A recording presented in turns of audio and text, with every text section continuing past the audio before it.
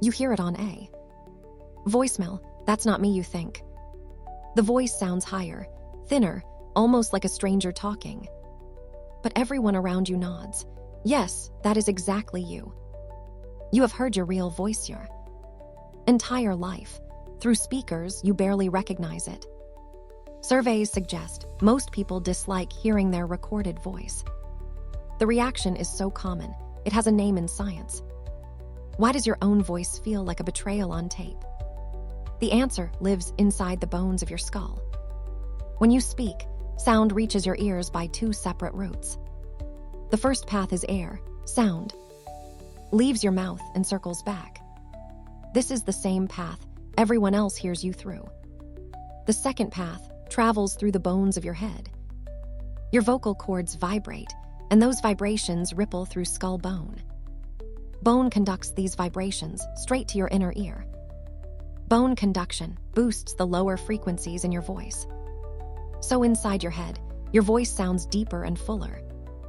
Recordings capture only the air-conducted path, missing the bass entirely.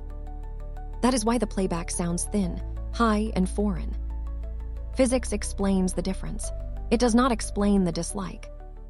In the 1960s, Holzman studied how people react to their voices. With colleague Clyde Rousey, he recorded volunteers and played them back. The participants felt tension, surprise, and sometimes real distress. Holzman noticed something the physics could never account for. The voice revealed traits people did not want to admit. When you speak, you control the meaning behind your words. On a recording, you become the listener instead of the speaker. Suddenly, you hear what others hear, with no edits applied. Rousey and Holzman published their findings in 1966. Their work tracked changes in breathing during the playback. People altered how they breathed the moment they heard themselves. The body reacted before the mind could explain why. Your brain holds a model of how you should sound. The recording violates that model in an instant. Psychologists call this a mismatch between expectation and reality.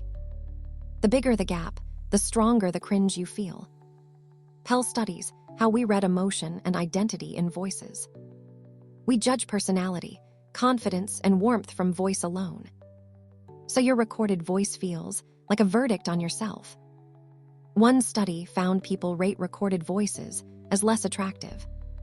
But strangers rating that same voice often disagree completely. They hear nothing strange. To them, it is simply you. The voice you hate is the real one. The deep voice is the illusion. Everyone has always heard the version you cannot stand. Singers and broadcasters train by listening to themselves on tape. Repeated exposure slowly softens the shock of your own voice. The more you hear it, the more it becomes yours. The discomfort fades because the surprise fades with it. Exposure effects can shift preference within just a few sessions. Next time a voicemail makes you wince, remember the bones. That thinner voice is not wrong. It is your truth. The world has been listening to it all along.